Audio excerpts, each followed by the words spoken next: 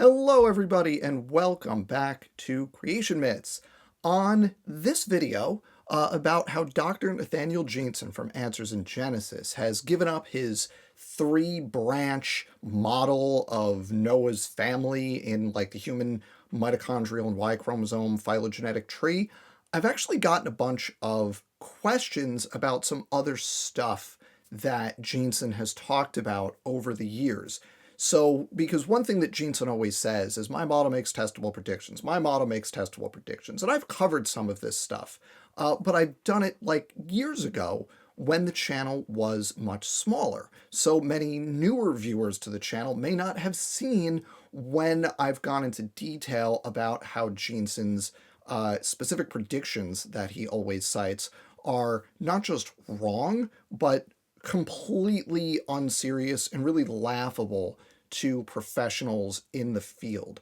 So in this video, for example, this is something several people have asked me about recently on that other video. This is talking about Jensens' branch count method of correlating the structure of a phylogenetic tree with population size. And Jensen just does this wrong.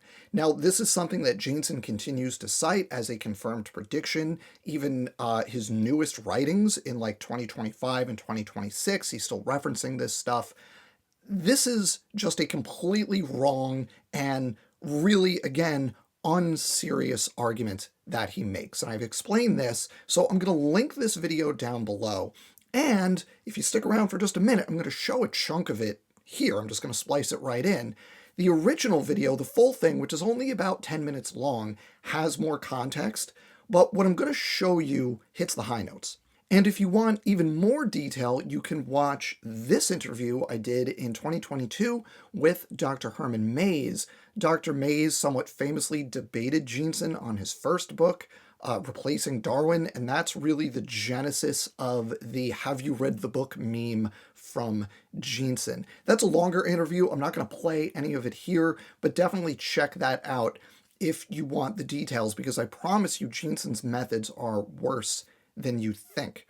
I will also note that both of those videos are from much earlier in the lifetime of this channel, so the production value is not great compared to right now. And I know it's not great right now, so it's not great. But the information is good, so I think it's worthwhile. If you want to know how Jensen is getting things wrong and just how wrong he is, check out those two videos, both of which will be linked below. And then enjoy this little bit of that first one for just some of the details on why this stupid branch count method is so dumb. What he's referring to here is this paper, Testing the Predictions of the Young Earth Y Chromosome Molecular Clock. Population Growth Curves Confirm the Recent Origin of Human Y Chromosome Differences. And I'm not going to go through all of the nuts and bolts right here, but I want to point out just one thing with his methodology that he's basing his predictions on. And it's this little piece right here where he's talking about population growth inferences from rooted Y chromosome phylogenetic trees. So evolutionary trees of the human Y chromosome that have a root that indicates the most recent common ancestor of all extant Y chromosomes at some point in the past. He writes, simply counting the accumulation of Y chromosome branches over time would reflect changes in ancestral human population size. I applied this suggestion to the design of my population size inference methods. In other words, he's saying that the number of branches on a rooted Y chromosome phylogeny is a proxy for the population size, and the rate of increase in the number of branches is a proxy for the population growth rate. You can correlate those two things together, make testable predictions about one, and then test them using the other data set. That's what Jensen is saying you can do here. So he calls this in a figure in a couple places in this paper. He calls this his branch counting method. And I'm going to go through exactly what he's doing here so it's crystal clear.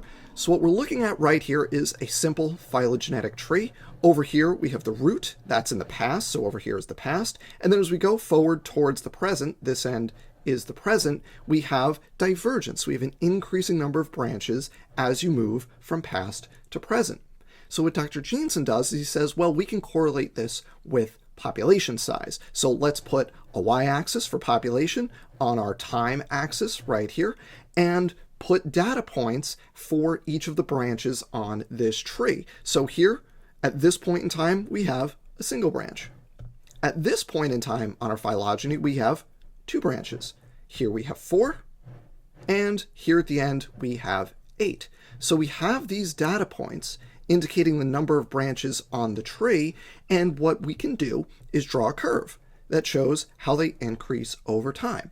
And what Dr. Jeanson says is this curve approximates population growth. He actually directly correlates the two in several figures in that paper that I just showed you.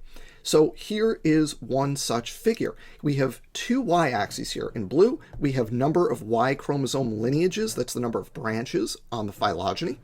And on the right side over here, we have global population size. So in blue, we have these curves that are the Y chromosome branches. In black, we have these curves right here that have been smoothed, and that's fine. That are the human population size going back about 3,000 years.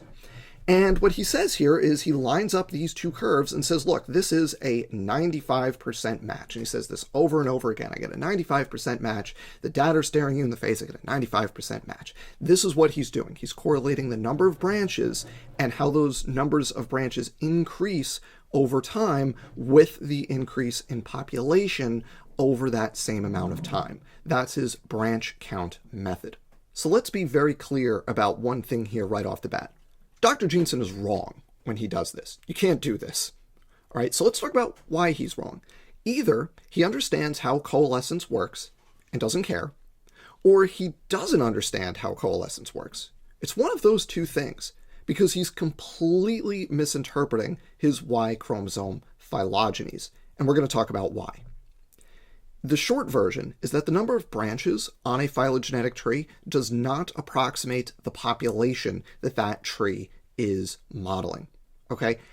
Specifically, Dr. Jeanson says that you can correlate the exponential population growth in human populations in recent human history with the exponential growth in branches on his rooted Y chromosome phylogeny.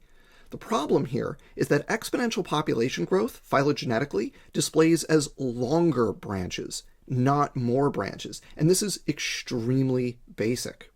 Here is an example of this from a 2004 paper, where we have, this paper was talking about how a bunch of different parameters affect the topology, the shape of your phylogeny. And if you look in the red box right here, you have a population of constant size, which shows this exponentially increasing branch pattern. And here we have an exponentially growing population that doesn't show more branches, it shows longer branches. That's a little bit small. Here's a bigger and simpler figure from a 2013 paper showing the same thing. Here we have exponential growth. You see the branches are longer. Here we have constant population size. That's where you see your increasing number of branches as time passes. So what about Jensens' predictions? How are they looking? Well, Jensens' rooted phylogenies look like this, right? They look like this, where you have an exponentially increasing number of branches. But human population growth looks like this, right? The recent history of human population growth, as Jeanson says, looks like a hockey stick. It's an exponentially increasing curve. Do they match? Do Jensens' predictions of population based on his phylogeny match what the population growth actually looks like? Nope. If you have a phylogeny like this, the population growth that's implied is this: constant population size, 0 population growth. Jeanson says this phylogeny implies this population growth. That's completely wrong, and I want to emphasize just how basic this is. We're not just like making this up, right? Biologists have tested this. We can model real populations and correlate the real populations to the math that we use to generate our phylogenies, so we know that when we generate a phylogeny that looks like this or that looks like this, we're accurately representing that population growth. And this is also why when you're doing phylogenetics for real, which is a whole other complaint about what Dr. Jeanson does, he uses a method called neighbor joining, which is amateurish. You don't do that when you're doing this for real. But when you do this for real, one of the important parameters in your phylogenetics model is your population growth model. Is your population constant? Is it exponential? That's going to have major implications for the shape of your tree. Dr. Jeanson just ignores all of this. He says that I have a phylogeny that looks like this. It predicts population growth like this. Ta-da, it matches, when that's just not the case. Like, it doesn't match at all. His predictions are wrong. So when he says, why are my predictions always right? The answer is, they're not. You're doing phylogenetics wrong at an extremely basic level. So what's Dr. Jensens' response to this? Well, have a listen. You literally quote a textbook to show that I can't use this method when the science is staring you in the face. I realize it disagrees with how the methods are typically done in the textbooks, but science is supposed to be finding chinks in the established armor and then testing these new ideas, which is what this is exactly doing. If that's what Dr. Jeanson genuinely thinks, that he's uncovered an error that the entire field has missed, that he has a better way of doing this, then he knows what to do. Because remember, he has a legitimate PhD, he's got legitimate credentials, he knows how the peer review process and the scientific method works. He knows how you overturn a consensus. So what he needs to do is write it up, put it up for peer review, and show that he's correct. Here's a testable prediction for you. He won't do that. Ever. Because I think he knows that he's actually wrong. And he's not playing for a scientific audience, and he's not actually trying to overturn the consensus. I think he's just making his presentations and writing his books for a young Earth audience in order to reassure them. All right, so that's why Jensens' branch count method is not just wrong, but just laughably unserious. And I think it's like very clear why he hasn't tried to present this in any kind of real way, in a real conference, in a real journal.